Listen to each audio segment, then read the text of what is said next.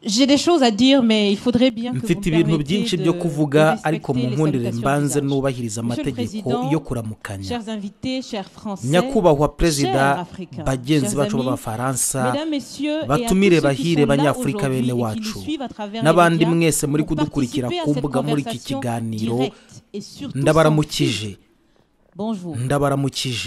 Bonjour. Je suis Raimwende Elda Kwama. Nitwa Raimwende Elda Kwama. Je suis burkinabé. Ndi umunyafurika, umunyaburkina Faso. Ndi umuntu wiyubashye. Merci. Nul besoin donc de vous préciser que mon interpellation sera celle de la vérité, de la sincérité et de la franchise. Sans filtre, Monsieur le Président. Sinirirwa mbibutsa ibyo nza kuvugaho ko ari ibintu byo guca ku ruhande. Ntabwo nca ku ruhande. Ndaza kuvuga ku byizerwa n'amagambo atariyo bidahuye n'ibyo abanyagihugu bacu babayemo. Aha tuza kuvuga ku ijambo ryataye igihe. Ni ijambo ricinyiza bamwe, ariko rikiri mu magambo yanyu no mu nzego zanyu iyo murimo muvuga Afurika. Iyo murimo muratanga amafaranga ngo murafasha Afurika, muri ayo magambo hari rikomeza kurwanirwamo cyane imfashanyo y'iterambere. Parmi ces expressions, il y en a une qui retient mon attention tout le temps et qui par fini me dérange. L'aide au développement. Nyakubahwa mukuru w'igihugu, iyo mfashanyo itagufashije uraheba nk'uko Thomas Sankara yabivuze. Nukuyiheba. Partir de l'aide, comme le dit Thomas Sankara, il faut s'en débarrasser. Car l'aide, ce type kuko ubwoko bw'iyo mfashanyo bugira abana bacakara, ntiyemerera abantu kuyikoraho kandi babishobora. Nyakubahwa mukuru w'igihugu, mutegerezwa kubimenya ko twifite mu butunzi kamere bwo kwiteza imbere.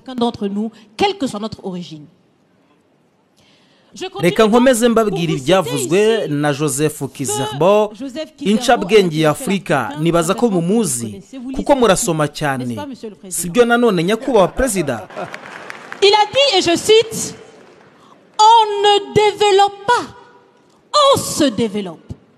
Yaravuze ngo nta muntu ushobora kuguteza imbere, ahubwo niwe witeza imbere. None rero nimba nta waguteza imbere, ntushobora kandi gufasha ngo umuntu atere imbere. Haciyeho ibinyacumi byinshi hari imfashanyo zigenerwa Afurika nta gitaruka. Tumenye ko Afurika ariyo iziteza imbere yiga yonyine mu butunzi bwayo n'abana bayo bari hanze no guhuza n'ibindi bihugu byo ku mubumbe. Ariko kandi mukumvikana kuzima, ndabisubiramwo, kuzima gushitse kutarimwo igipfunsi, kubaka, transparente, constructive. Il y a des têtes bien faites. Hariho abantu benshi bize n'abikorera utwabo. Turavumbura natwe muri Afurika. Nibyaba rero atari ukuzuzanya muri ubwo bucuti, muriyumvira ntidushaka. Ubu byarangiza aya magambo ngo dukize Afurika, dufashe Afurika. Hari indushyi nyinshi. Ibyo byarangira Nyakubahwa Perezida.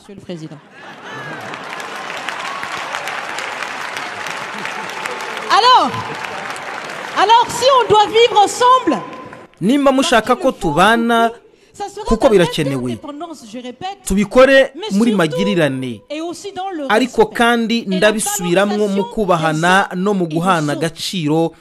Mwadutumiye kugira ngo habe ubudasa, muhamagara societe civile. Mwari muzi yuko icyo dushoboye gukora ari ukuvuga ibyo twumva.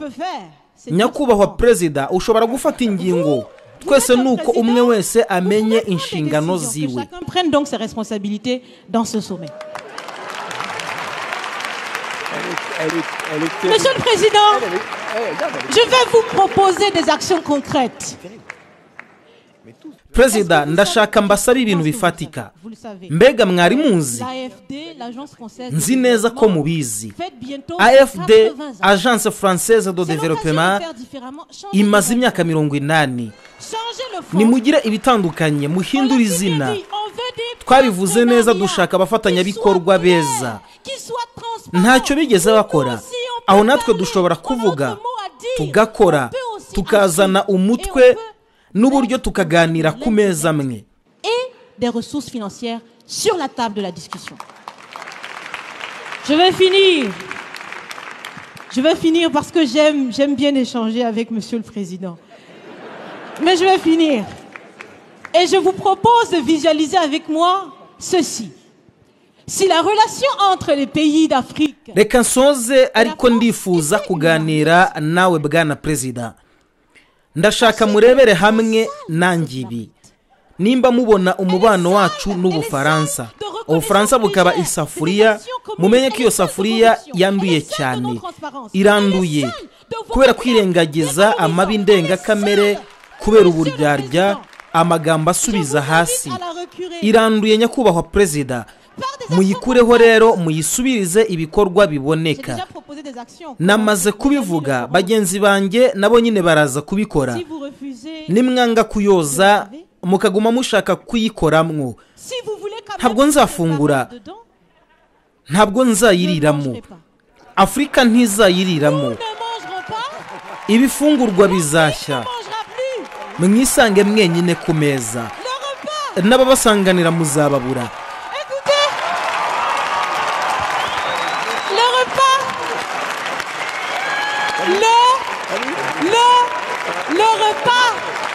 Le repas sera prêt.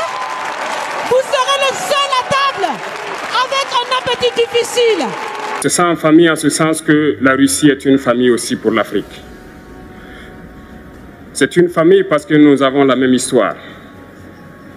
La Russie a consenti d'énormes sacrifices pour libérer le monde du nazisme pendant la Seconde Guerre mondiale. Turishimye nk'umuryango kandi Uburusiya nabwo ni umuryango kuri Afrika cyane. Turi umuryango kubera ko dusa n'abasangiye amateka. Uburusiya busa naho bwabaye igitambo ndetse no kwishyura ukwizana kw'abanazi mu isi imbere y'intambara ya kabiri y'isi. Abaturage ba Afrika ndetse n'abasogokuru bacu bose bashyize imbaraga ku gufatikanya n'Uburayi ndetse n'abanazi. Dusangiye amateka ndetse n'ibyiyumvo kubera ko tutakwibagirwa abatuye isi, haba ku bitabo by'amateka, mu byegeranyo ndetse n'amafilime. Ntabwo dukwiye kwibagirwa uruhare rw'Uburusiya muri Afrika ndetse no kurwanira abanazi.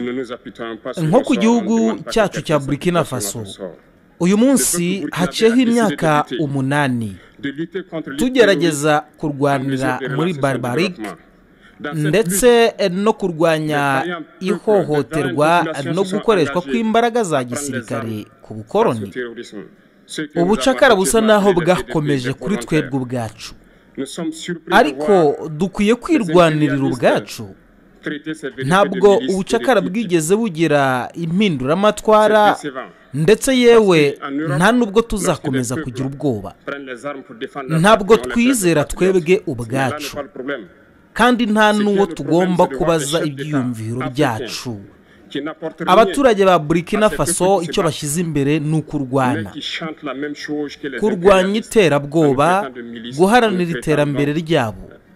Muri uru rugamba rero hari abantu navuga bitanga bagera kuri 20. Abo bose bishyize hamwe n'ingabo mu buryo bwo kurwanya iterabwoba. Ibi ngibi rero nibyo byatumye VDP iza nk'abakorerabushake. Tuzatungurana mu gukoresha imbaraga za gisirikare kandi muzabibona.